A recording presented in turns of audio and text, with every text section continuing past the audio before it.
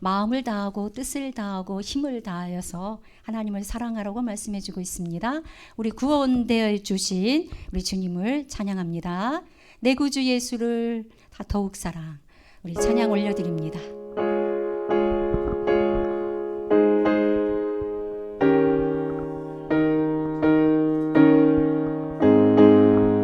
하나님이 우리를 사랑하듯이 우리도 하나님을 사랑합니다. 우리 고백하며 나아갑니다.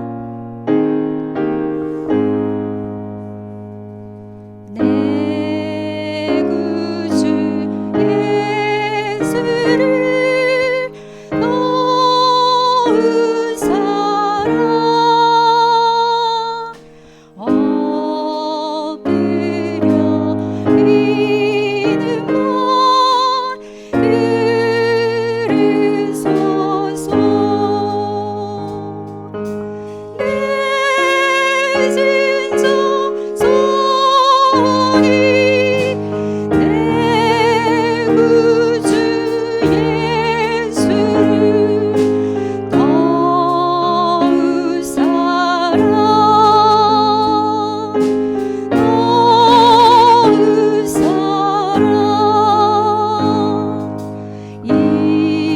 이전에 세상 너 기뻤어도 지금 내 기쁨은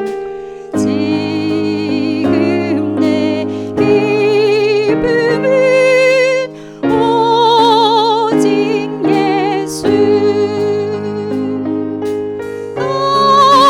너만 내 믿음 내 구주 예수를 더욱 사랑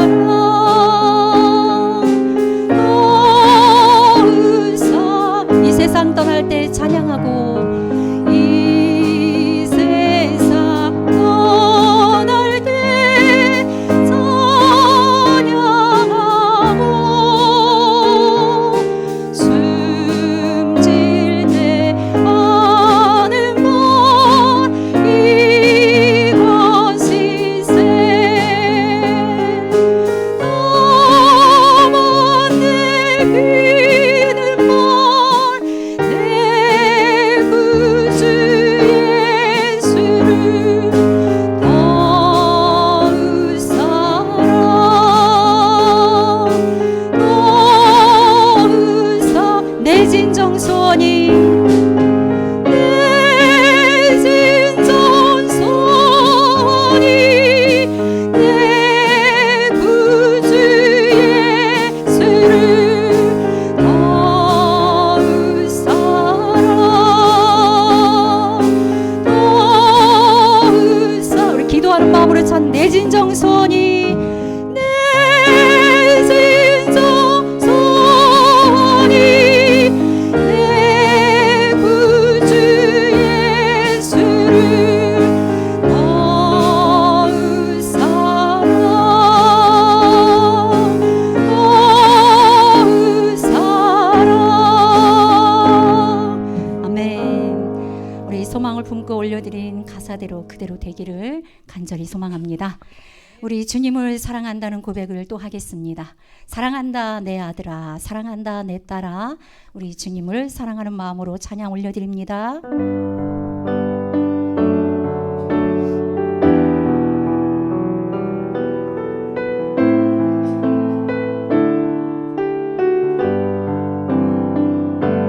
사랑합니다 나의 예수님, 사랑합니다 아주 많이요. 사랑합니다 나의 예수님, 사랑합니다 그것뿐이에요. 사랑한다 아들아, 사랑한다 아들아.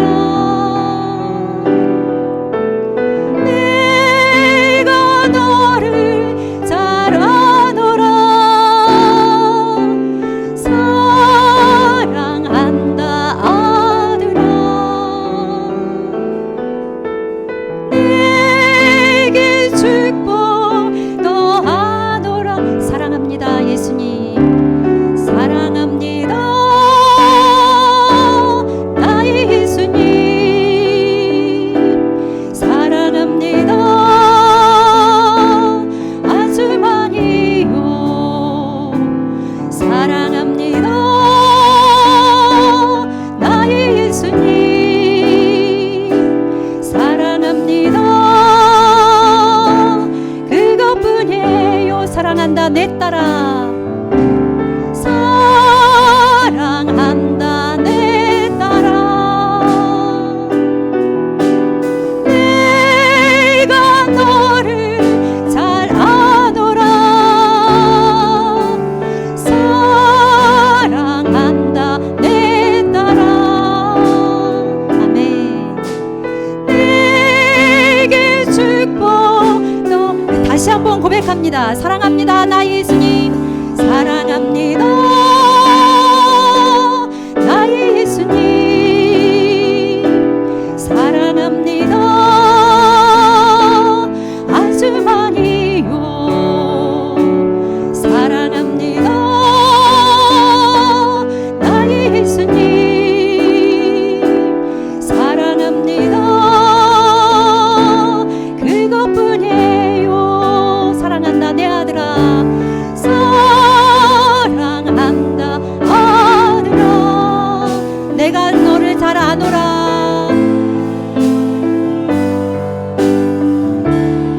아멘. 사랑한다 아들아. 내게 축복 너 아노라. 사랑합니다 나 예수님.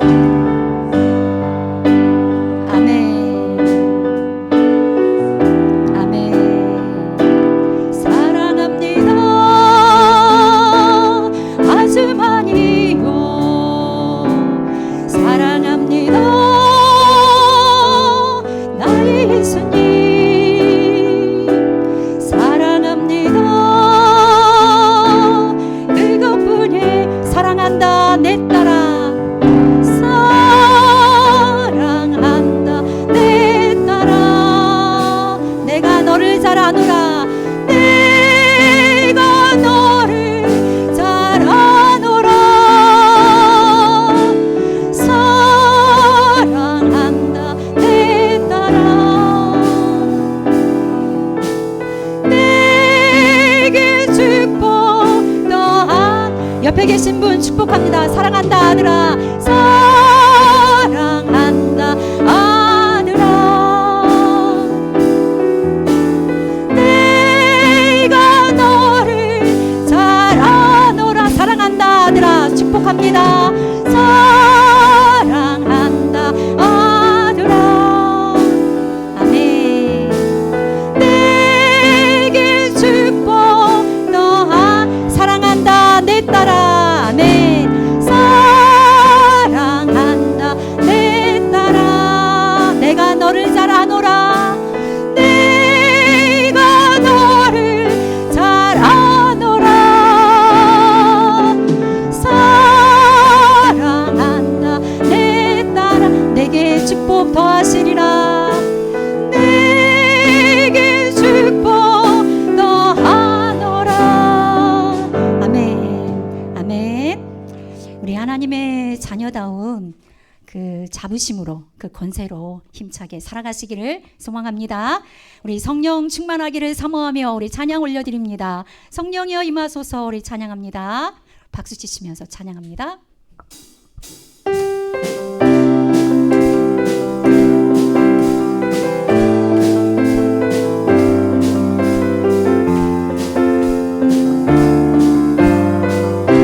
우리 힘차게 찬양합니다. 성령이여 임하소서. 메마른 나의 심령 위에 주님의 은혜에 담비 내려 나 흠뻑 적셔 주옵소서. 주의 권세 주의 능력 지금 이 시간 임하셔서 악한 권세 모두 깨뜨리고 주님 나라 임하소서.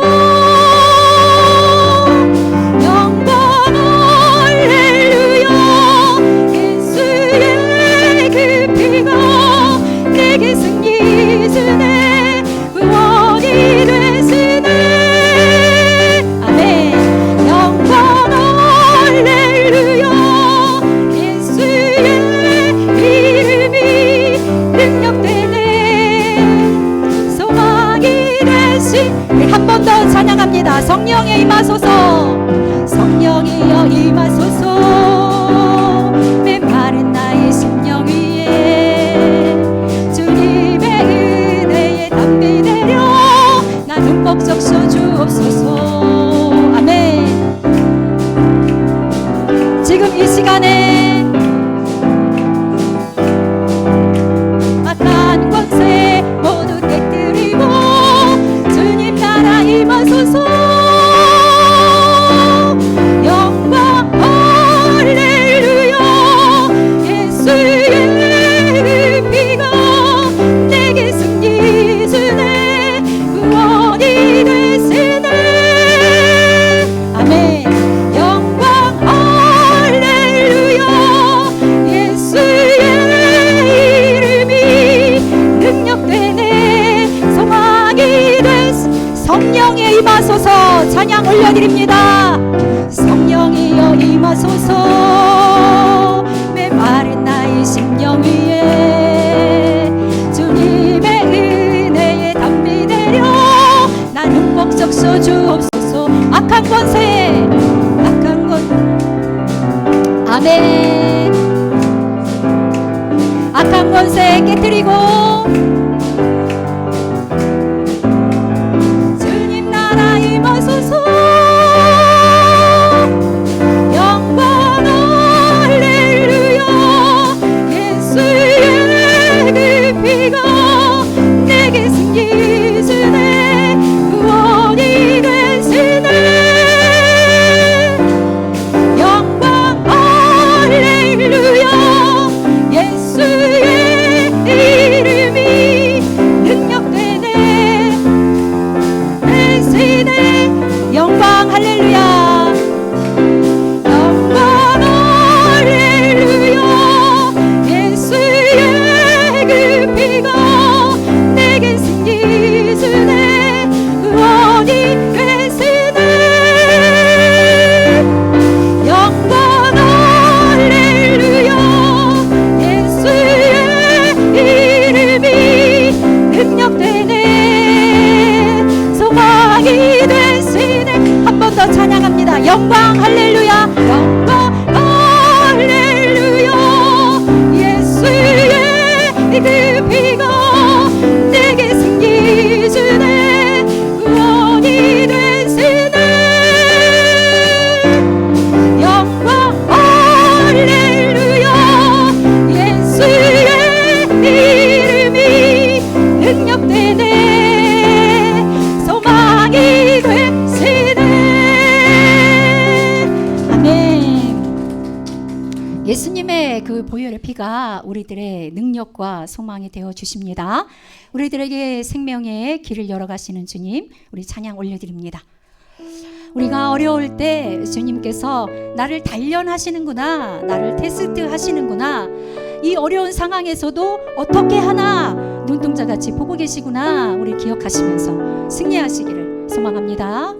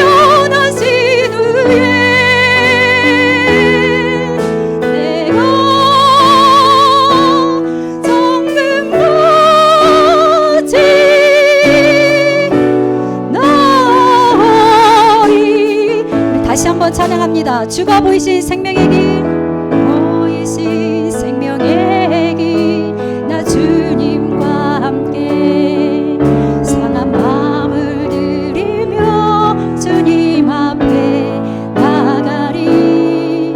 나의 의로움이 되신 주, 그 이름 예수, 나의 길이 되신 이 예수, 예수. 아멘. 나의 길 오직 그가 하시나니. 나를 단련하신 후에 내가 정금같이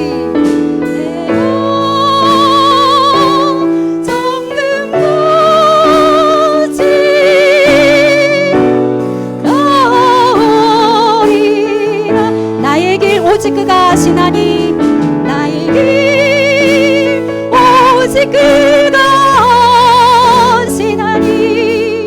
나를 단련하신 후에 내가 정금같이 나아갑니다. 아멘. 우리 말씀을 붙잡고 우리 기도함으로 승리합니다.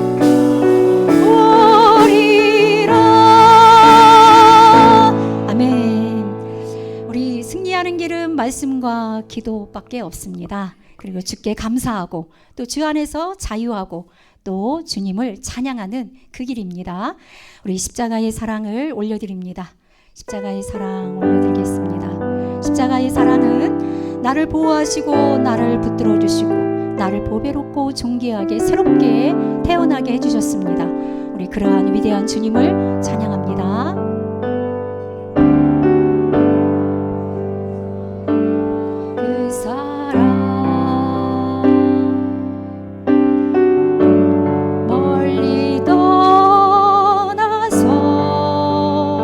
우리의 믿음이 나태해졌다면 주님께 돌아오시기를 바랍니다.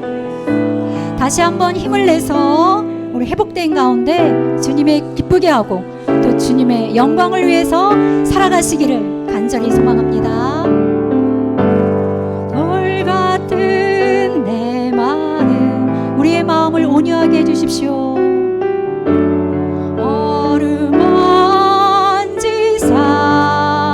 다시 일으켜 세우신, 다시 일으켜 세우신 주를 사랑합니다. 주 나를 보호하시고 주 나를 보호하시고 날 붙드시리.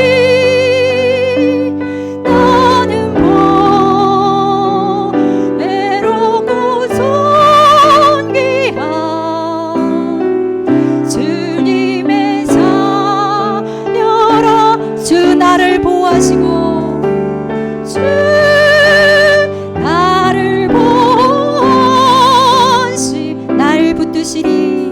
날 붙드시리. 나는 보배롭고 존귀한, 나는 보배롭고 존귀한 주의 자녀라. 지나간 일들을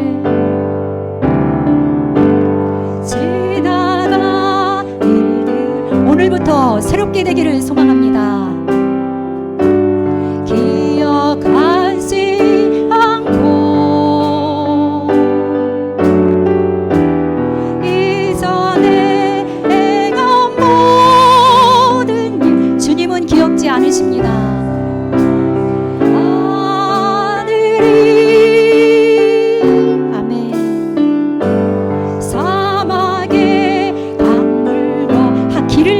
주님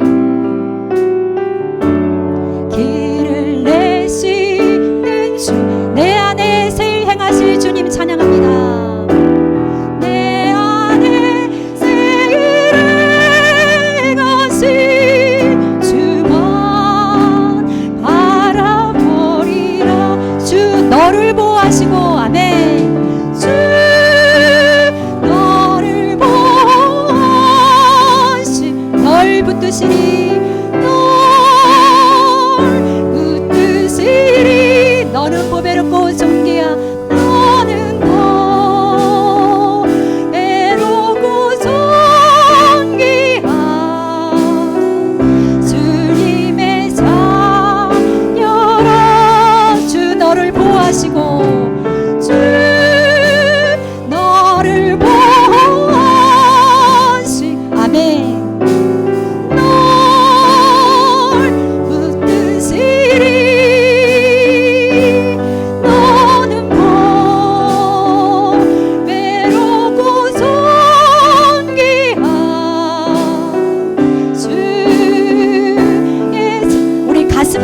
찬양합니다. 주 나를 보호하시고 주 나를 보호하시. 날 붙드시리. 날 붙드시리. 나는 보배롭고 나는 보배롭고 존귀한 주님의 자녀라. 우리 옆 사람을 향해서 주 너를 보호하시고 주 너를 보호하시. 아멘. 주 너를 붙드시고 주 너를 붙드시리. 너는 보배롭고 존귀한. 너는 보배롭고 존귀한 주님의 자녀라. 아멘. 우리 이 시간 우리 기도하겠습니다. 하나님의 사랑을 우리가 이처럼 받고 살아갑니다. 십자가의 이처럼 놀라운 사랑으로 우리가 하나님의 보호하심과 우리를 붙들어 주시는, 또 우리를 보배롭고 존귀하다고 말씀해 주십니다. 우리들에게 생명을 허락해 주신 주님께 우리 감사함으로 우리 시간 다 함께 통성으로 기도 올려드리겠습니다. 하나님 감사합니다. 십자가의 사랑과 그 보혈의 은혜로서 오늘도 아버지하며 우리를 불러주시고 이 자리에 있게 해주셔서 감사합니다. 하나님께서 아버지하며 생명을 사랑하여 주셔서 아버지하며 예수님을 통하여서 그 생명의 길을 열어가 주시옵시고 날마다 아버지하며 우리들과 함께하여 주셔서 우리들을 존귀하게 여겨주시고 보배롭게 여겨주시옵시며 주의 자녀라고 인쳐주셔서 진심으로 감사함을 올려드립니다. 날마다 우리들을 지켜주시고 보호해주시고 우리들을 붙들어 가시는 하나님의 놀라운 사랑에 아버지하며 그 크신 사랑에 우리가 감사함으로 아버지 나아갑니다. 하나님의 가운데 함께하여 주시옵시고 우리가 아버지하며 생명을 받은 자로서 날마다 아버지하며 생명 있게 살아갈 수 있도록 주여 도와주시옵시며 주의 말씀을 붙들게 하여 주시고 주의 말씀에 귀를 기울이게 하여 주시옵시고 쉬지 말고 기도하게 하여 주시고 하나님께서 주시는 하늘의 소망과 아버지의 평강을 누리며 나갈 수 있도록 주여 도와주시고 합니다. 주님 나라를 위해서 우리가 복음을 증거하며 살아갈 수 있도록 아버지여 도와주시옵소서. 이 시간도 아버지의 성령 충만케 하여 주시고 우리들의 심령을 열어주시옵시고 아버지의 주께서 원하시는 우리 믿음의 그릇이 될 수 있도록 주여 복되게 하여 주시고 합니다. 아버지의 모든 악한 마귀 아버지의 제하여 주시고 어둠을 제하여 주시옵시고 성령께서 임자하여 주셔서 주께서 받으시는 귀한 영광의 예배가 될 수 있도록 주여 도와주시옵시며 주님의 아버지의 자녀다운 권세로 기쁘게 살아갈 수 있도록 주여 도와주시옵소서. 우리 교회 식구들을 붙들어가 주시기를 간절히 원합니다.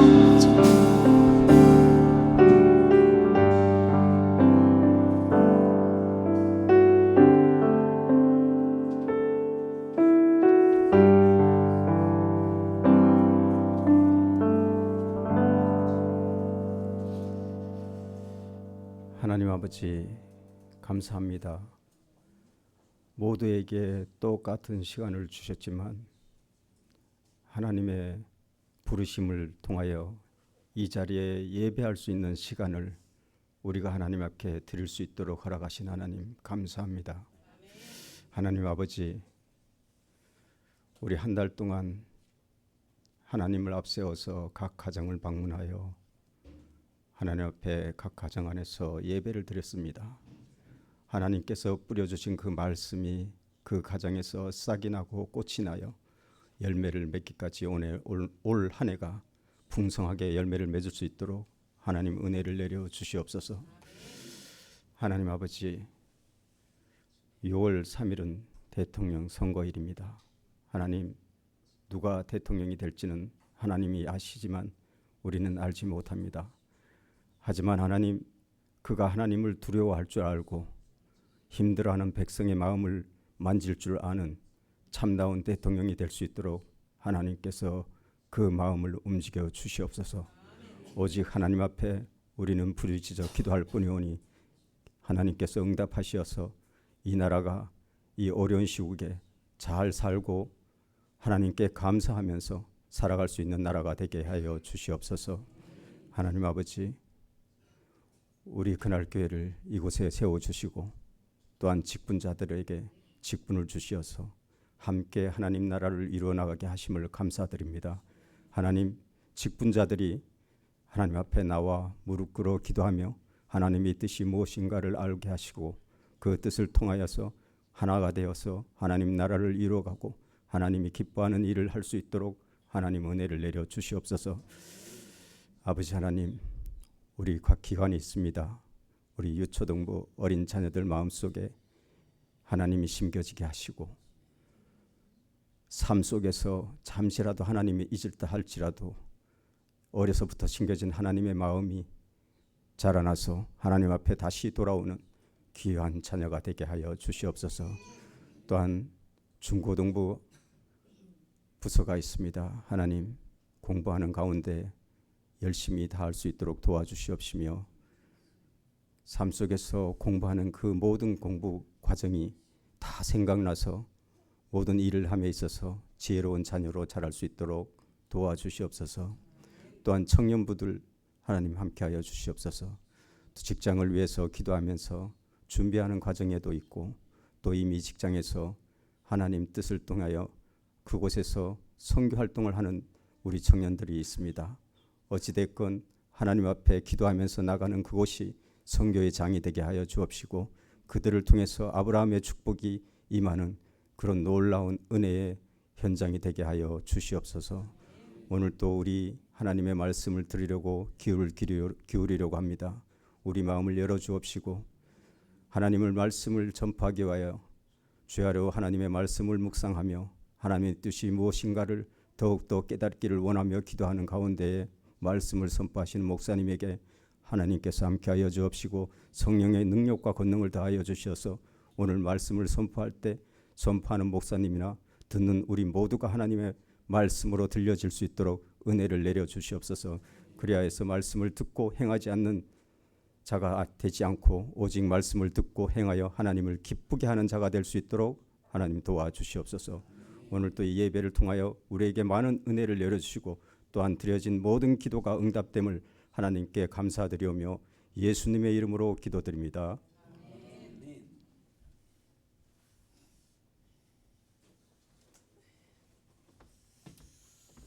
아멘, 아멘. 우리 하나님의 말씀 받겠습니다.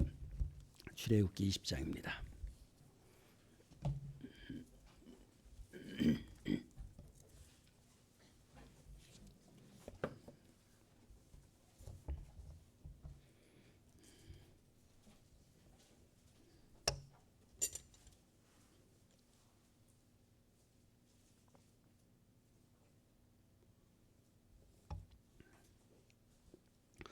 (1절) 2절 말씀을 우리가 함께 봉독합니다. 2절을 봉독하겠습니다.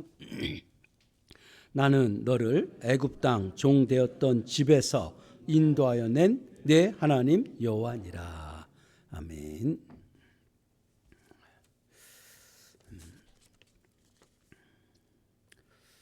네, 21세기 영적 각성 이뤄가야 되겠습니다. 하나님 나라 역사가 초대교회 시작되어지고 박해를 많이 받았잖아요. 기독교가 예수님이 하나님이라고 하는 것 때문에 박해를 많이 받고 AD 90년에 이제 기독교 자체를 이단화 시켜버렸잖아요. 유대교에서. 그리고 박해를 많이 받았지만 신약 성경이 그때부터 기록이 많이 되었어요. 신약 성경이 기록되어지면서 기독교 예수님이 하나님이신 것을 이제 드러내고 삼위일체가 하나 되심을 드러내면서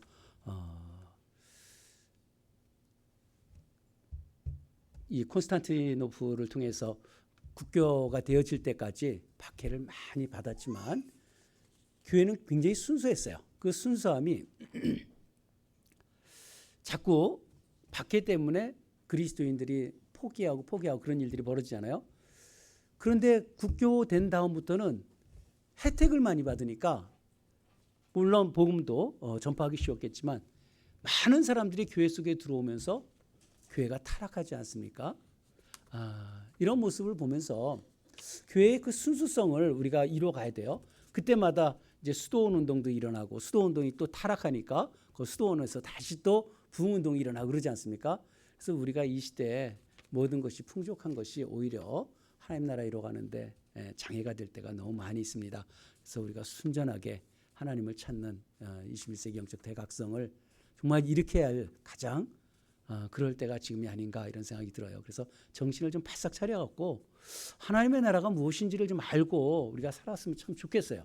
그래서 믿음으로 우리가 영적 각성을 이뤄가면서 그날 교회 그리스도의 나라를 이뤄가는 교회로서의 합당한 삶을 살아내고 그리고 말씀 변화 이루기 위해서 말씀대로 살려고 성경 읽고 하나님 앞에 사는 그리고 말씀을 쓰고 외우고 그런 열정이 우리에게 있어야만 되겠습니다. 그래야 교회가 살아납니다.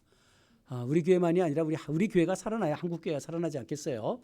정말 이러한 시대적 사명을 가지고 하나님 앞에 섰으면 좋겠습니다. 오늘이 가정의 달 마지막 주입니다. 오늘 말씀 그리고 심야 때 말씀 두 번 더 이제 가정에 대해서 말씀할 텐데 가정이 하나님의 가정이 되지 않으면 그것은 무슨 그리스도인이라고 얘기할 수 있겠어요? 예배드리면 뭐예요? 예배만 드리는데 실상은 가정을 그리스도의 가정으로 만들지 못하고 내가 그리스도인답지 못하면 무슨 의미가 있겠어요? 정말 우리가 이 시대 좀 경각을 좀 했으면 좋겠어요. 내 가정, 이 기회 하나님께서 마지막 주시는 기회 내 가정을 하나님 정말 하나님의 가정으로 세워가겠습니다. 이런 결단을 하지 않으면 그 가정 무너집니다. 그 자녀들 다 무너지게 돼 있어요. 지금 우리가 이 시대에 정신을 바짝 차리고 가정들 세우려고 오늘 말씀 듣고 심야 때 말씀 듣고 가정들을 마지막 지켜내는 그런 부부들이 돼야 될 것이고요. 자녀들, 부모들이 돼야만 될 것입니다. 그냥 세월 지나가지 않게 하세요. 다음 주에 성찬식이 있고요. 대신방 이번 주까지 있습니다. 위해서 기도 많이 해주시기 바랍니다. 찬송하는 교회 4부 찬양 늘 연습을 하고 찬양 연습으로 하나님 앞에 찬양을 더욱더 올려드리기 바랍니다. 그날의 만남 묵상해 주시고 또 환우를 위해서 자녀를 위해서 중보기도 모임 적극 참여해 주시기 바라고요. 전도에 적극 참여해 주시고 사명입니다. 감당해 주시고 경건서적 읽기에 동참합시다. 기도합니다. 아버지 하나님 나라를 위해서 예물을 올립니다. 우리가 처음부터 우리가 예물을 가지고 태어난 것도 아니고 적신으로 왔다가 아무것도 갖고 가지 않는 우리의 인생입니다. 그런데도 우리는 하나님이 다 먹을 것 주시고 입을 것 주시고 또 우리에게 모든 소유를 주셨지만 그 소유의 원천이 하나님 앞에 있음을 고백합니다. 내 마음대로 내가 사용하지 말고 하나님 뜻대로 예물을 드릴 뿐만이 아니라 삶을 하나님의 자녀답게 삶을 살아갈 수 있도록 도와주셔서 아버지의 인생을 살아가면서 물질로 염려하거나 걱정하는 것이 아니라 하나님의 그 부유함 그리고 구속받은 하나님의 백성으로서의 그 여유로운 하나님의 자녀로서의 삶을 누릴 줄 아는 하나님이 다 행하시는데 걱정할 게 뭐가 있겠습니까? 하나님의 자녀답게 삶을 살아낼 수 있는 하나님의 백성들 그의 나라와 의를 구함을 통해서 그 모든 것 더해 주시는 하나님의 그 풍족함을 우리 성도님들이 다 누리게 하여 주시고 연약함들을 고쳐주시고 우리의 상처와 아픔들 싸매 주시고 우리의 정신적인 것과 또 영적인 질병들을 치료하여 주시옵소서. 하나님의 일들을 이루어갈 줄로 믿사옵고 예수님의 이름으로 기도드립니다. 아멘. 아멘. 세상이 우리가 아무리 노력을 한다 할지라도 이 세상을 유토피아로 만들지 못할 거예요. 그렇지만 우리가 노력을 해서 열심히 살아가면 유토피아가 될 수 있다라는 마음으로 우리가 살아야만 됩니다. 또한 우리가 하나님의 말씀, 율법을 다 지켜 행할 수는 없어요. 그렇지만 하나님의 말씀을 내가 지켜 행할 수 있다라고 주님이 하라 하지 말라 하시니까 그 말씀대로 살겠다고 하면은 그 삶이 가장 좋은 삶을 살아낼 수가 있을 것입니다. 오늘은 십계명에 대한 말씀이에요. 여러분 십계명 하면은 어떤 의미가 있는가? 십계명은 쉽게 표현하면요, 하나님 나라 백성의 법입니다. 하나님 나라 법. 이 나라에도 헌법이 있고 법률이 있고 이런 조례가 있는 것처럼 하나님 나라의 법이 십계명이에요. 하나님의 백성은 어떻게 살아야 한다. 이것을 우리에게 알려주시는 말씀입니다. 성경이 구약과 신약을 우리가 하나의 말씀으로 받아들이잖아요. 가장 핵심은 구약이 먼저 시작되었고 구약 중에서도 제일 핵심은 오경입니다. 오경의 핵심은 어디에 있냐면 출애굽기 19장에서 24장이 핵심이에요. 그것은 곧 시내산 언약입니다. 그 언약, 이 중추의 가장 핵심적인 것이 뭐냐면 20장 1절에서 17절 곧 10계명을 가장 성경의 핵심이라고 볼 수가 있어요. 하나님이 우리에게 주신 성경의 전체 내용 속에서 가장 중심적인 메시지를 뭐라고 할 수 있느냐? 그러면 10계명을 얘기할 수 있습니다. 그래서 이 10계명을 통해서 우리가 하나님의 말씀, 하나님의 뜻이 어디 있는지를 잘 분별하고 이것을 우리의 가정 속에 그리고 공동체 속에 적용한다면 하나님 나라가 임할 줄로 믿습니다. 오늘 이 10계명 속에서 1계명에서 3계명, 우리는 1에서 4계명 그리고 5에서 10계명을 4개, 6개에서 대신계명, 대인계명 이렇게 둘로 나눌 때가 많지만 이것을 더 정확하게 나누려면요 어떻게 나눠야 하냐면은 앞에 3계명을 두고요. 이건 하나님이 우리에게 주신 명령이에요. 하지 말라는 것 3가지를 우리가 기억해야 되고 4번째 계명은 안식의 법이에요. 하나님의 백성과 하나님의 백성을 믿는 자들이 그 안에서 안식을 누리는 안식의 법이고 또 그 다음에 하나는 부모를 공경하는 부모 공경은 곧 하나님의 계명과 인간의 계명 사이에서 하나님과 사람을 연결하는 그 계명이 5계명입니다. 그리고 6계명부터는 이제는 우리 그 계명을 통해서 하나님의 자녀들이 어떻게 살아야 할 것을 말씀해 주시는 계명들로 이루어졌습니다. 그래서 앞에 3개 하지 말라 그러고요. 그리고 한 개가 하라는 말씀이에요. 그리고 뒤에 5개가 하지 말라는 이런 메시지로 이루어졌다는 것을 우리가 인식을 해야 돼요. 그래서 우리가 둘로 이렇게 나누는 그 둘로 나누는 습관은 왜 그러냐면은 두 돌판이라고 하니까 대신계명과 대인계명 이렇게 기록되어 있다 이런 생각을 많이 해서 그래요. 그러나 언약신학 관점 속에서 보면 두 돌판이라는 것은 한편에도 10계명 또 한편에도 10계명 그래서 언약 백성과 하나님과의 그 계약서 쓰면 2개 쓰잖아요. 그런 계명 속에서 둘 돌판이라고도 우리가 해석하고 있어요. 그래서 이 계명을 우리가 잘 이해하는 것, 성경을 잘 이해하는 것 가장 중요한 게 10계명을 잘 이해하는 것이다 라고 볼 수 있습니다. 그러면 1절의 말씀을 2절의 말씀을 보면 10계명 앞에 서원이라고 있어요. 이 머릿말이라고도 볼 수가 있겠죠. 선포하고 제일 먼저 선포하는 이 내용이 굉장히 중요합니다. 이걸 간과하면 안 돼요. 10계명에서요. 2절 우리가 오늘 봉독 같은 거 다시 한번 보세요. 나는 너를 애굽 땅 종 되었던 집에서 인도해낸 내 하나님 여호와다 그래요. 여기서 집이라는 단어가 무슨 뜻인가? 우리는 집과 가정은 구분하죠. 집은 공간이고 그리고 가정은 그 속에 거하는 사람들을 표현하는데 히브리 말의 이 바이트라는 단어는 집과 가정을 동시에 같이 이야기를 해요. 집하면 그 안에 거하는 거류민들, 가족들 그리고 나그네들까지 다 포함한 그래서 그 집에서 제일 이 말씀이 중요한 것은 우리의 정체성, 그리스도인의 정체성을 이야기해 주고 있어요. 그리고 하나님이 누군지를 말씀하고 있어요. 내가 누군지를 알아야 되잖아요. 하나님이 누군지를 알아야 우리가 잘 섬길 거 아니에요? 근데 하나님이 누구예요? 나는 하잖아요. 나는. 너는 애굽 땅 종되었던 집에서 인도해낸 하나님 여호와다. 하나님은 누구시냐면은 우리를 구원해 주신 분이라는 거예요. 애굽에서 살던 너희들을 종살이했던 너희를 하나님의 자녀 삼으신 분이 하나님이라는 거예요. 그리고 우리는 뭐예요? 세상의 종노릇했던 우리의 인생이 하나님의 자녀가 되었다는 것을 선포해 주는 거예요. 그래서 이 신분을 우리가 그리스도인은 반드시 이것을 우리가 인식하고 있어야 돼요. 세상에 속한 것이 아니라 하나님이 나를 건져내신 자들인 것을 인식하면서 살아야 돼요. 이걸 모르면 세상 잡탕 속에서 살아갈 수밖에 없잖아요. 그래서 우리를 명확하게 우리의 정체성을 드러내고 하나님이 누구신지를 말씀하고 이 말씀은 성경에 곳곳에 많이 숨겨져 있어요. 많이 숨겨져 있는데 우리가 읽지 못하는 거예요. 애굽 땅에서 종되었던 집에서 인도해낸 너의 하나님이다, 이런 말씀을 항상 기억하라는 거예요. 말씀하실 때마다 이 구약 성경 속에 무수하게 이 말씀이 심겨져 있어요. 그래서 때마다 우리는 이 말씀을 붙들고 나는 주님이 나를 건져주셨지, 난 구원받은 하나님의 언약 백성이지, 이거를 기억해내야 된다는 거예요. 우리는 하나님의 언약 백성이에요. 그래서 그 계명을 지키라는 거예요. 너 이런 전제 속에서 너는 내 말씀을 지켜라 하면서 첫 번째 준 말씀이 뭐예요? 다른 신을 내 옆에 두지 말라는 거예요.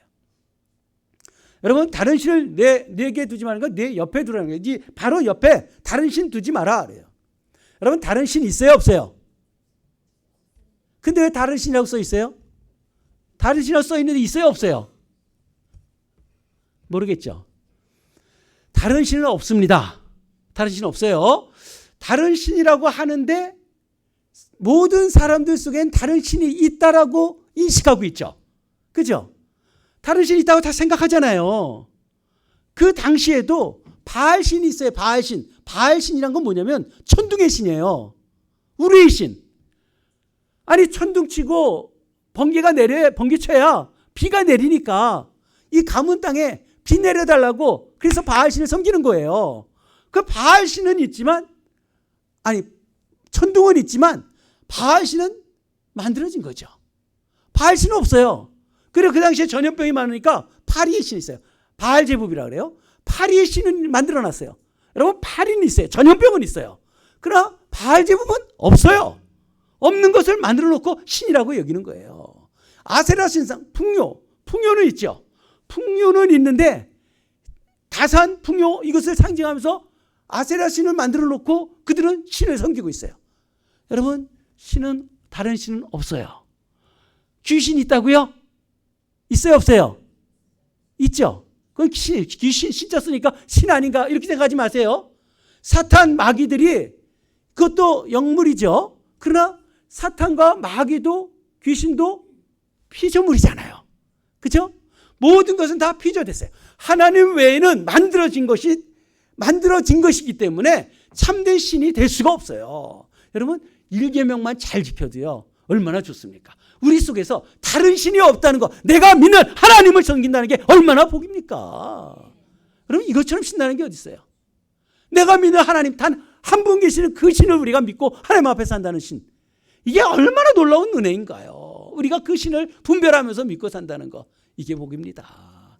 하나님, 다른 신 없다, 다른 신 옆에 두지 마세요.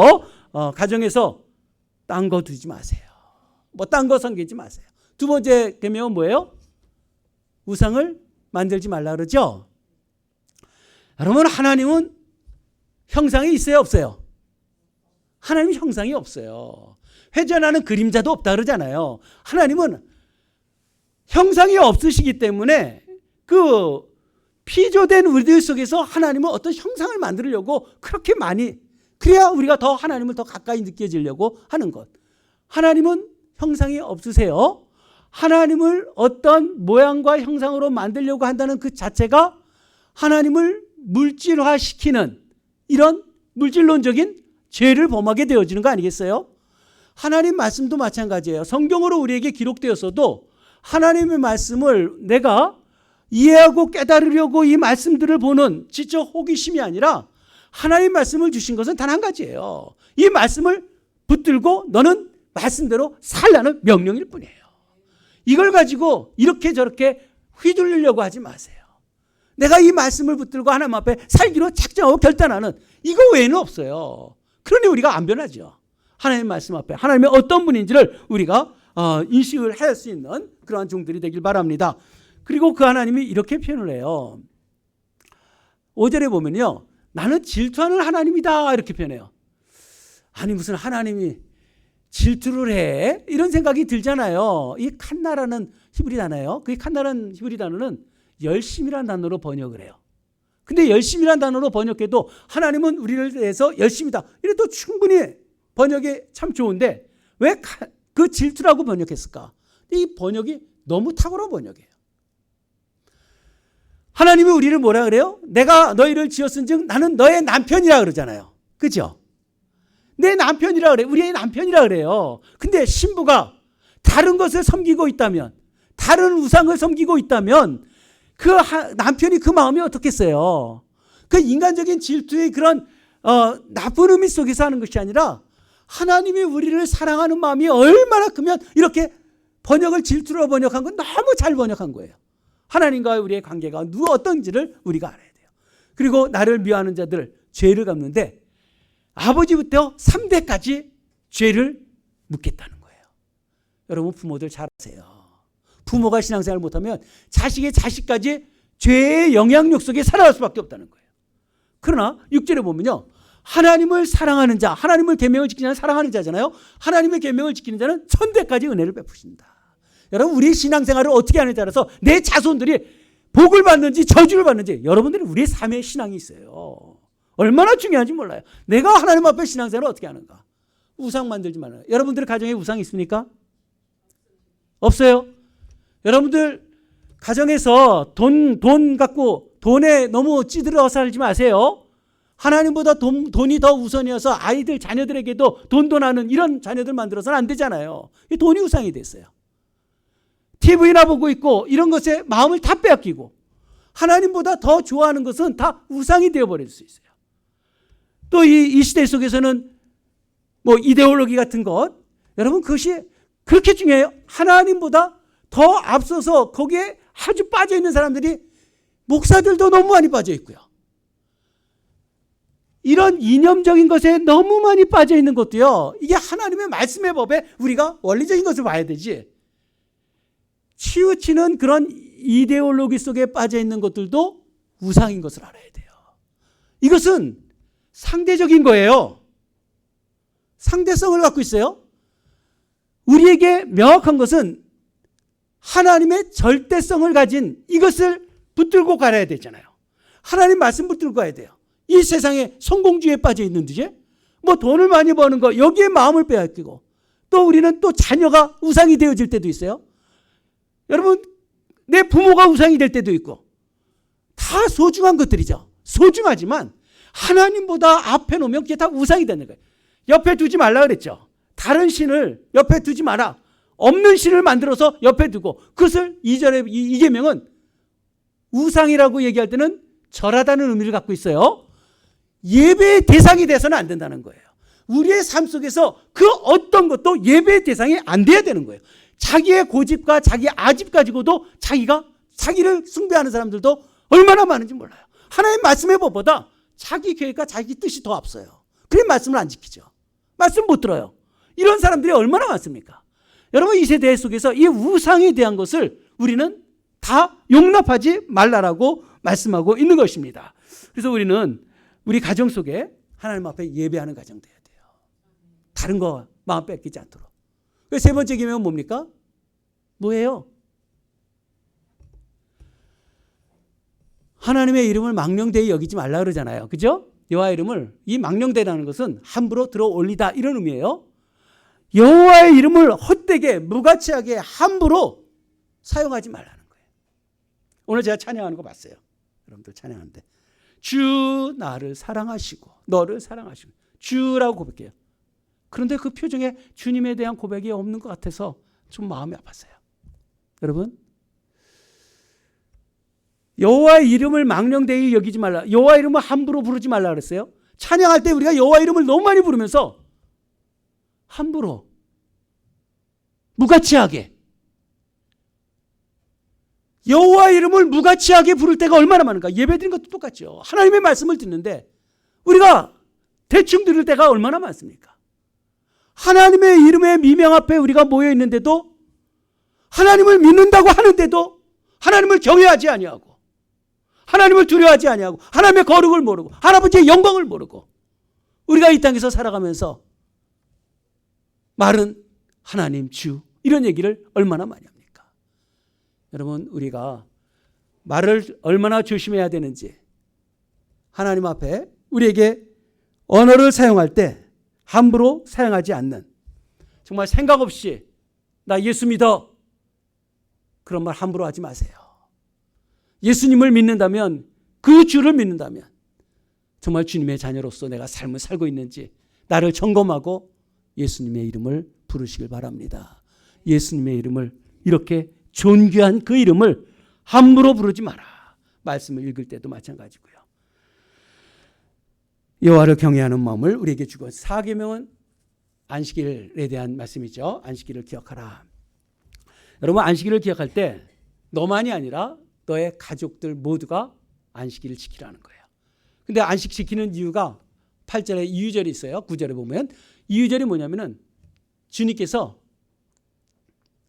10절에 주님께서 안식했기 때문에 너희도 안식하라는 거예요. 곧 주님이 창조하시고 안식했다. 하나님이 창조 주신 것을 믿으십니까? 하나님이 창조 주신 것을 정말 믿는다면 여러분, 아둥바둥거리며 살지 마세요. 하나님이 창조하신 능력이 주 안에 있는데 하나님의 안식에 들어가는 사람들은 몸부림치지 않아요. 그저 하나님이 주시는 인도하신 대로 사는 것이 안식의 선물이에요. 그리스도인들은 안식의 선물을 가져야 돼요. 우리의 삶, 하나님이 선하시잖아요. 선하신 분이 우리에게 선하심으로 인도하신다는 것을 내가 믿고 사는 것과 불확실하게 믿고 사는 것과는 얼마나 큰 차이입니까? 하나님이 우리에게 안식을 우리에게 허락해 주셨어요. 이 안식이라는 것은 또한 일을 하지 않아도 먹고 살다. 만나를 2일치를 내려주셨잖아요. 그건 뭘 뜻합니까? 안식일 날은 일하지 않아도 된다. 일하게 되는 원인이 뭐예요? 땀 흘리면서 일을 해야 되는 게 타락해서 그랬잖아요.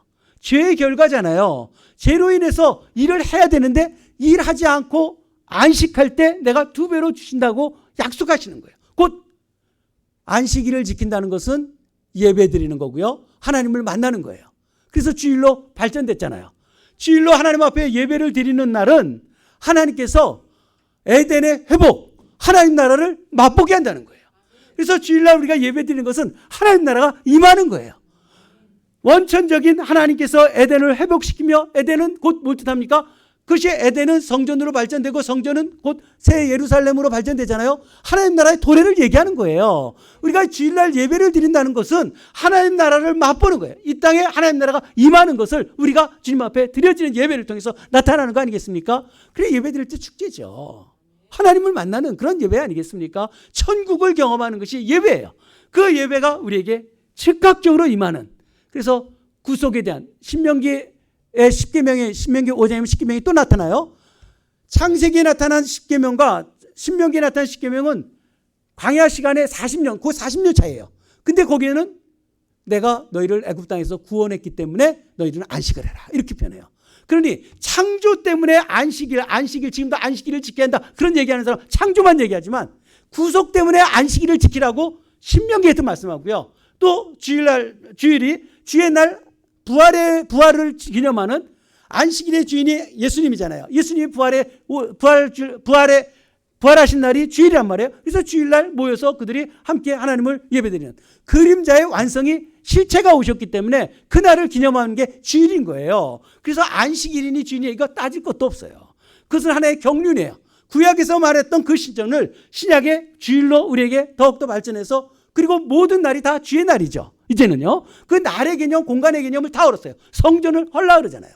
그 모든 것들이 다 넘어지는 우리의 삶을 지금 살아가는 우리 시대 속에서 안식일을 지킨다, 이 주일을 지키면서 예배를 지킨다는 것은 우리 속에서 진정한 안식을 누려야 된다는 거예요. 천국의 안식이 우리에게 있다는 거예요. 그래서 우리는 주일날 예배 드리고, 그리고 가정이 예배를 드려야 돼요. 안식의 법을 누려야 돼요. 가정에서 하나님 앞에 안식을 경험하는 그런 가정들이 되길 주님의 이름으로 축복합니다. 여러분, 말씀을 들으면서 나는 정말 그런 가정을 세우고 있는가 생각해야 돼요. 다른 신을 섬기고 있는지, 아니면 하나님의 이름을, 하나님과 관계된 교회에 대해서도요, 좋은 말들을 해야 될 것이고요. 우리 성도님들 서로 이야기할 때도 좋은 말 해야 돼요. 이거 하나님과의 관계되는 건 정말 얼마나 조심해야 되는지를 우리에게 교훈하고 있기 때문에. 그리고 예배하는 가정들이 돼야 될 것이고요. 5계명은 뭡니까? 부모를 공경하라 그러죠. 이 공경이라는 단어가요, 하나님 앞에만 쓰는 단어예요. 하나님 앞에만 쓰는데 유일하게 부모에게 그 공경이라는 단어를 써요. 왜 그럴까? 그 이유가 있죠. 하나님처럼 부모를 공경해야 한다는 거예요. 5계명은 가벼운 계명이 아니에요. 우리에게 가장 이 세상을 사는 우리들에게는 가장 중요한 계명이기도 해요. 왜냐하면 부모를 하나님처럼 섬기라고 하고, 그러면 부모는 어떤 사람이 돼야 돼요? 하나님 같은 분이 돼야 돼요. 하나님의 말씀을 전하는 부모가 돼야 돼요. 하나님 같이 권위가 있어야만 온전한 부모가 되어지는 거예요. 나이가 들었다고 그냥 부모 되어서 대우받는 것이 아니라, 부모는 하나님의 말씀 앞에 서 있는 그런 부모의 역할을 감당하라고 5계명을 우리에게 주셨어요. 그러면 거기에 대한 복이 있잖아요. 그러면 그 자녀들이 복을 받는데요. 이 복은 무슨 복이라고 그랬어요? 가나안 땅에 들어가서 영원히 사는 천국 백성으로서의 삶이 자손에게 있을 것을 약속하고 있는 거예요. 얼마나 중요합니까? 부모를 공경하는 것은 인간사의 가장 중요한 원리요 질서예요. 부모를 공경하십시오. 하나님처럼 공경해야 돼요. 부모는 하나님같이 하나님의 말씀으로 자녀들을 양육하는 그런 부모 되세요. 그래야 자녀들이 복을 받아요. 우리는 부족할지라도 이런 삶을 살아가려고 하고요. 하나님과 사람의 계명을 연결하는 고리가 5계명이라는 것을 인식하고, 6계명은요. 살인하지 말라 그랬어요. 뭐 살인하는 사람이 뭐 있겠습니까? 그러나 신약에서 예수님 말씀하잖아요. 분노하는 것이 살인이라고 하잖아요. 이웃에게 욕하는 것, 다른 사람 험담하는 것, 여러분 이게 살인이에요. 살인. 이 말씀 속에서 전쟁이라는 것도 얼마나 무서운 죄인가, 온갖 만행이 다 나오잖아요. 호전적인 것, 얼마나 위험한 생각인지 몰라요. 낙태, 안락사, 존엄사라고 하지만 그래서는 안 되는 거죠. 생명을 연장하려고 너무 그렇게 할 필요는 없겠지만, 안락사하는 이런 문제는 상당히 위험한 생각이에요. 사형제도 이런 문제들. 그런데 주님께서는 살인하지 말라는 우리에게 더 넓게 본다면 이웃사랑이에요. 이웃을 사랑하는 것. 하나님이 우리에게 말씀하고 하나님 사랑, 이웃 사랑 둘 딱 가르쳐 주는데, 이웃을 사랑하는 마음이 우리에게 있는, 분노하지 말고 화내지 말고 다 자기에게 돌아가는 일들이에요. 하나님 앞에 하나님의 말씀대로 내가 삶을 살아내는 것, 이게 6계명이고요. 7계명은 간음하지 말라. 간음하지 말라. 이 시대에 뒤떨어진 계명이다. 여러분 그것이 아니라 7계명을, 이 경고를 무시하는 자는 무서운 파멸을 당하게 돼 있어요. 여러분 7계명이, 6계명은 생명을 존중한다는 계명이에요. 생명을 존중하는 거예요. 가정에서든 이 생명을 존중하는, 누구든 존중하잖아요. 하나님의 형상대로 되는데 누구를 우리가 험담하고 말할 수 있겠어요? 그 모두가 소중한 사람들이잖아요. 그 생명을 존중한다면 7계명은 생명을 거룩하게 하는 거예요.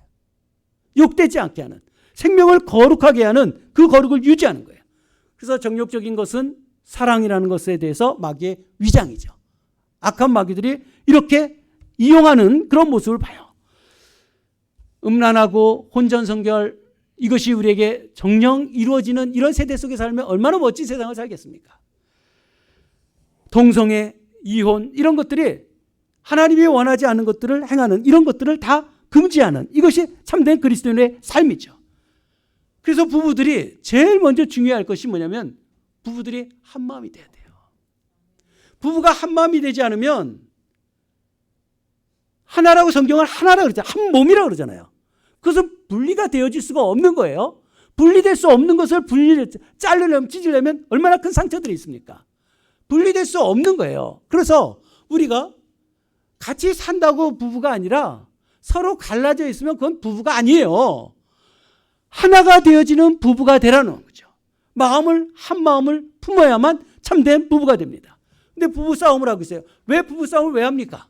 부부끼리 싸우게, 한 마음인데, 한 몸인데 왜 싸워요? 우리가 하나님을 안다면 부부가 싸우는 것이 아니라 하나인 부부를 갈라놓으려는 마귀하고 싸워야 되는 거 아니에요? 마귀하고 싸우는 거예요. 그래서 우리 싸움은 항상 아내를 사랑하고 남편을 존중하고, 이것이 우리 서로를 사랑하는 그것만이 우리에겐 있는 것이고, 그것을 방해하려는 모든 어둠들이 찾아오는 것을 그것과 같이 부부가 싸워내서 물리쳐야 되는 거예요. 살다 보면 여러 가지로 다툴 일들이 있겠죠. 그러나 그 다툼이 사단이 우리에게 갈라놓으려고 한다는 것을 안다면 끔찍해서라도 그 마음을 우리가 서로가 연합해서 그 갈라진 마음을 하나가 되어지고 연합되어지고 대적해서 마귀를 물리치는 이런 모습이 우리에게 있어야 될 것입니다. 우리는 이러한 삶을 7계명을 통해서 우리에게 가르쳐주고요. 8계명은 도둑질하지 말라죠. 도둑질하지 말라. 이거 소유의 문제예요. 여러분, 이 트럼프가 완전 큰 도둑이죠. 도둑. 이 합법적 도둑들 관세를 그렇게 올려놓고 모든 나라에서 그렇게 불을 다 뺏어가려는 이런 모습들이 이게 사실 도둑이거든요. 합법적 도둑이죠. 관세, 세금, 그것을 서로 합법 만들어 놓고 우리가 탈세하는 것도 도둑이죠. 적당한 세금을 내는 것도 중요해요. 그리고 우리 자신들 속에서도 삶 속에서도요. 너무 낭비가 심한 사람은 내가 벌어서 내가 쓰는데 그건 자기 중심적으로 생각하는 거고 누군가가 누릴 수 있는 것을 내가 사용해서 타인이 쓰지 못한다면 그것도 도둑질이에요. 그래서 낭비하는 것도 도둑질이고요. 그리고 너무 자기에게 구두쇠 노릇하는 사람들도요. 자기 필요를 채우지 않는 건 도둑질하는 거잖아요. 자기 필요를 빼앗아가는 거예요. 너무 그 구두쇠처럼 살아가는 것도 온전하지 못하죠. 그래서 이 균형을 잡을 수가 있어야 돼요. 이 도둑질하지 말라는 이 말씀 속에서는 우리가 이 문제를 해결하는 것은 단 한 가지죠. 공유하는 거예요. 나눔이는 거죠. 내 것이 모든 사람이 필요한 사람들에게 나눠주고 서로를 돕는 그런 마음들이 우리에게 있다면 이 문제를 극복할 수가 있을 거예요. 도둑질하지 말라. 정말 우리는 하나님 앞에서 우리 도둑질하지 않는 그런 모습들이 정직한 이런 모습들이 우리에게 있어야겠습니다. 그래서 하나님 나라는 다 나눔이에요. 나눔. 은금이 귀한 줄 모를 정도로 여기지 않을 정도로 하나님이 풍성하게 주신다 그러잖아요. 하나님 말씀대로 살면요. 은금이 얼마나 돌같이 흔하게 만든다고 하시잖아요. 그보다 은금이 중요하지 않은 그런 시대를 우리가 살아갈 수 있거든요. 우리가 하나님이 주신 것을 가지고 서로 나누면서 살아가면 그렇게 부유한 삶을 우리가 살 수 있다고 말씀하는 것입니다. 또한 9번째 계명은 내 이웃의 거짓 증거하지 마라. 거짓 증거, 이 말씀은 사실 증언에 대한 메시지예요. 증인들의 말이 참 중요하잖아요.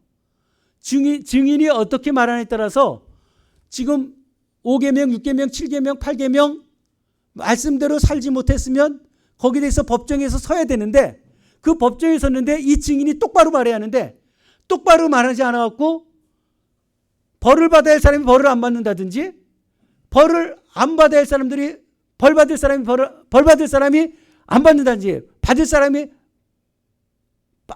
안 받을 사람이 받는다든지 이러면 안 되지 않습니까? 그래서 이 증인이라는 것은 항상 정직한 모습으로 정확하게 말을 해야 돼요. 왜? 하나님의 법이 그대로 유지가 되게 하기 위해서. 그래서 이 법정에서 증인들은 항상 선서를 하고 하지 않습니까? 이 증인, 정말 증인만 바로 선다면 세상이 얼마나 바르게 되어지겠습니까? 근데 이 문제는 지금 우리 이 시대 속에서는 이 사법부에서도 적용되어질 수 있어요. 이 검사들도, 이 판사들도, 이 변호사들도 옳은 것에 우리가 바르게 서야 되는데 돈 주면 좋은 변호사 되면 있는 죄도 없어지잖아요. 이런 세대가 되어버렸어요. 이런 것이 얼마나 불공평한 세대가 됐습니까? 그래서 이 뇌물이나 그 모든 혈연이나 이데올로기나 이런 걸 가지고 판결이 흐려지는 게 얼마나 큰 죄악인지 몰라요. 그럼 무엇으로 공정을 이루어가겠어요?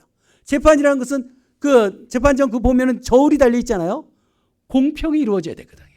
근데 그게 무너지는, 우리나라에 그것이 무너지면 사실 법 체계가 무너지면 어떡합니까? 우리가 하나님의 법, 지금 하나님의 법에 대해서 말씀하고 있어요. 10계명에 하나님의 법이 우리에게 있어야 되는데 이 법이 흔들려 버린다면 어떻게 우리가 무슨 잣대를 가지고 하나님의 백성인 것을 알 수 있겠습니까?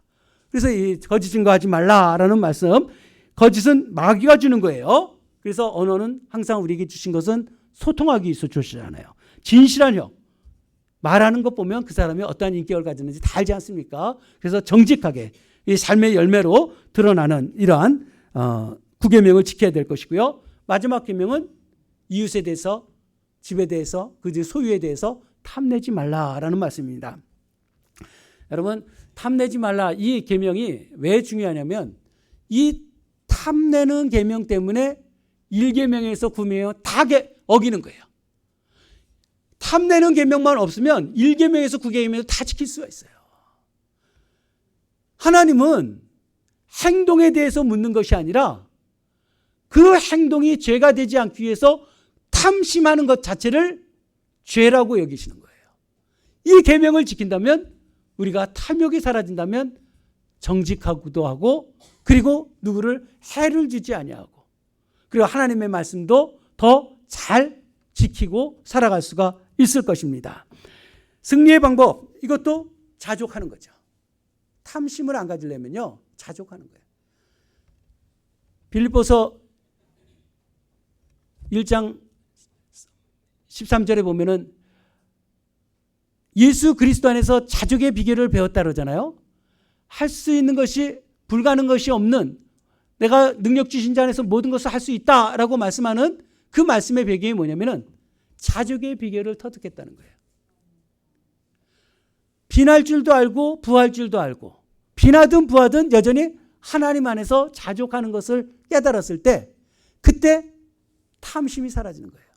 여러분, 주어진 것에 대해서 만족하세요. 만족하세요. 만족하지 못하면 죄 짓게 돼 있어요. 그것 때문에 우리를 쓸데없는 일에, 상대적인 것에 시간 다 빼앗기고요, 절대적인 하나님을 섬기지 못하는 이런 우를 포함할 수가 있다는 거죠. 그래서 우리는 이런 계명들을 우리가 지키면서 하나님 앞에 살아간다면 얼마나 좋은 삶을 살아갈 수 있을까. 가정은요, 태어날 때 가족에서 보호를 받잖아요. 또 잘 성장해야 돼요. 우리가 가정을 갖고 있다면 그 가정에서 하나님의 자녀들이 양육돼야 되는 거예요. 우리 자녀들이 하나님의 말씀으로 양육이 되어야 되는 거예요. 그리고 우리는 하나님을 아버지라고 모시는, 모두가 한 가족이잖아요. 그리고 내가 너를 지었으니 너는 나는 너의 남편이다 하셨어요. 이사야서 54장 5절에 보면 우리는 하나님을 남편으로 모시고 사는 한 가족입니다. 이 가족이 우리들 속에 오늘 5계명, 6계명, 7계명, 8계명 가정에서 잘 교육받으면, 가정에서 살인하는 사람, 자기 자식을 분노하는 사람 있어요? 폐륜 아니면 그러진 않겠죠. 그리고 부모하고 도둑질 하겠습니까? 간음을 하겠습니까? 아니면 거짓말을 하겠습니까? 여러분, 이런 게 가정에서는 없어지잖아요. 없어야 되는 거예요. 당연하고요. 그것처럼 우리가 하나님의 나라 관점 속에서 더 넓게 본다면, 오늘 2절의 말씀 보면요, 나는 너를 이렇게 표현하잖아요. 나는 너를 할 때 너, 이거는 1인칭, 2인칭, 너라고 부를 때 그냥 2인칭으로만 단수로 부른 게 아니라 너라는 그 자체 속에 우리 모두를 다 포함하는 거예요. 하나님의 백성을 포함하는 거예요. 교회 공동체를 포함하겠죠. 교회 속에서 우리가 그러한 삶을 살아야 될 것이고, 그리고 더 넓혀서 한국교회와 세계교회와 하나님의 나라를 이루는 모든 영역을 바로 그 너 하나 속에 집어넣어서, 10계명은 개인의 윤리가 아니라 공동체의 윤리를 얘기하고 있어요. 성경에서는 개인의 윤리보다도 사회윤리, 이것을 구분하지 않아요. 개인의 윤리와 사회윤리가 함께 되어 있어요. 그러면 우리가 우리가 10계명을 가정에서 지킬 뿐만 아니라 이것이 교회에서 나타나고 한국 교회 속에서 이루어진다면 얼마나 좋은 세상을 만들어갈 수 있을까. 이것이 우리에게 주시는 말씀입니다.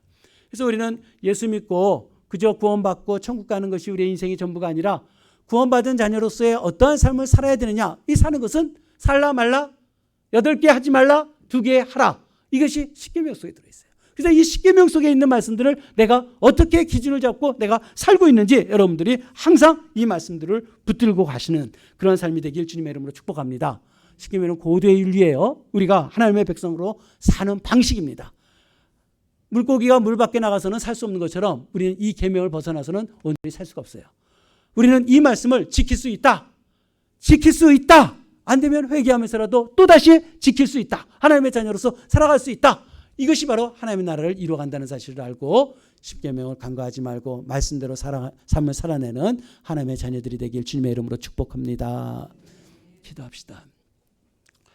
가정의 10계명이 우리에게 살아있는